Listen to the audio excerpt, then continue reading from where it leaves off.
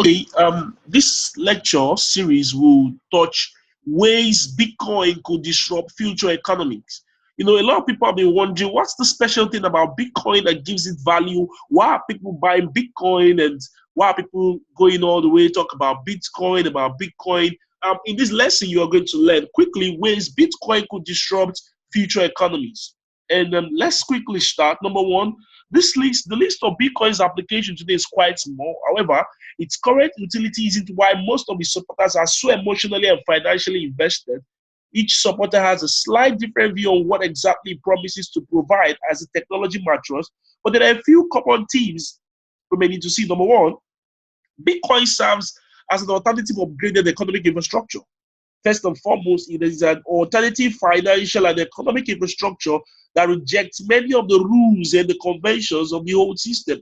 The more people believe in the conventional system ourselves, the more important it becomes to have a distinct, separate economic platform to escape to one that is self-sufficient and resilient, even in the case of systematic failure of conventional economies. And what this is trying to say is that existing banking system has failed, existing government system has failed, existing economic infrastructure has failed. Bitcoin was born during the last financial crisis, 2008. When we had the issue of the banking crises and all that, then Bitcoin was born. That should say something that it's been booming since then. One of the things we also like to know or say is that if one or many sovereign currency or traditional wealth vehicle fail, Bitcoin is likely to survive and even thrive in such a collapse. Why? People believe this technology and they don't have any interest to see that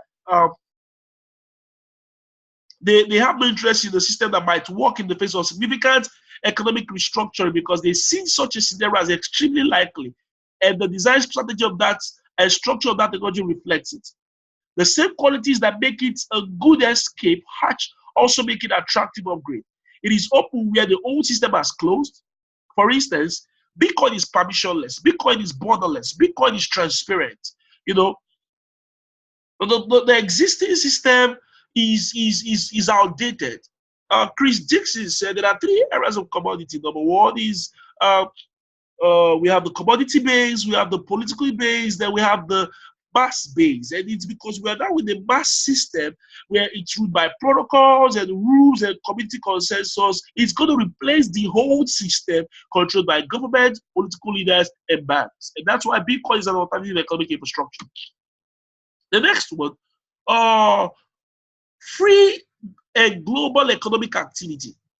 Andreas Anatolov said, this isn't about states. This isn't about nation states anymore. The internet is the world's largest economy. You and I know that today you can interact with somebody on Facebook, to Twitter, on Instagram, WhatsApp, and you can make calls and even interact almost free.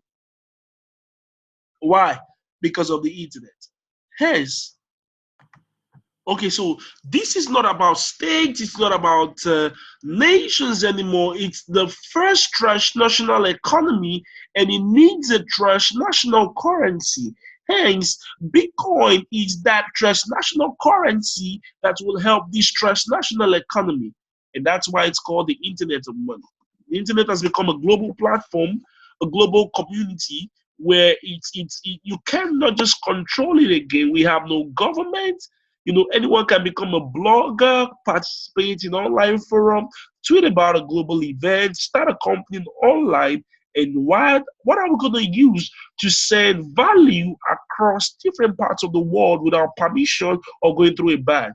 That's where Bitcoin solves the problem. So the more people know about the potentials of Bitcoin being permissionless, borderless, the more they come into it and they feel free to transact with it. And once demand exceeds supply, you have increase in value. And because of the scarcity, that Bitcoin will keep growing and growing and growing and growing and growing.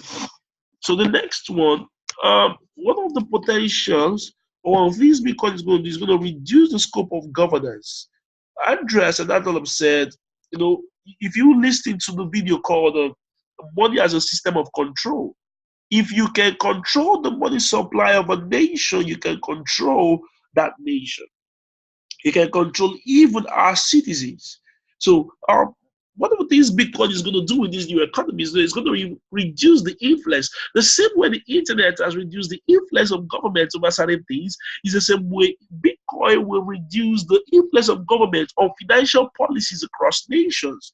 Control over the money supply grants the government of the world a large amount of power, and Bitcoin offers individual an escape from this control. People want privacy. People want to control their money. So Bitcoin breaches that sovereignty of wealth. Bitcoin promotes sovereignty of wealth.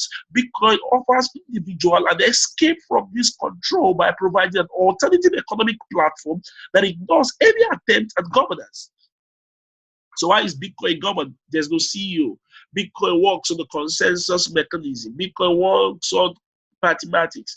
It is no accident that a significant portion of the Bitcoin community, people like me, have libertarians, anarcho-capitalists, leaders, and these ideology leaders manifest throughout the design philosophy of the system. Much of government power come from the fact that they can control money supply. Tomorrow you wake up, the government or your president says this is the exchange rate for the day. They say this, they say that, and they print money in unlimited sums. So, they keep printing money as they want, causing inflation and inflation. They can easily enforce tax and inflate the currency, giving them two sources of somewhat limitless income. So if Bitcoin adoption grows and more people hold their wealth in Bitcoin, the sources of government income are trending, and so is the scope of governance and power. Because there are nations where you can hardly tax Bitcoin. So Bitcoin preaches what we call self-sovereignty, sovereignty of wealth. And the prediction is radical. The basic logic is sound. Ungovernable currency would make inflation impossible and tax voluntary, which could shrink the government's power. And that's the question, of course, is it really ungovernable? No, Bitcoin is not governable. Bitcoin is governable, and is governable what they call the community consensus. And I hope with this teaching you'll be able to understand the fact that these are ways Bitcoin could disrupt future economies. And I want you to get ready. Number one is that the alternative economic infrastructure. Number two, it's a free. It helps for free global economic activity. And number three, okay, I want to emphasize something.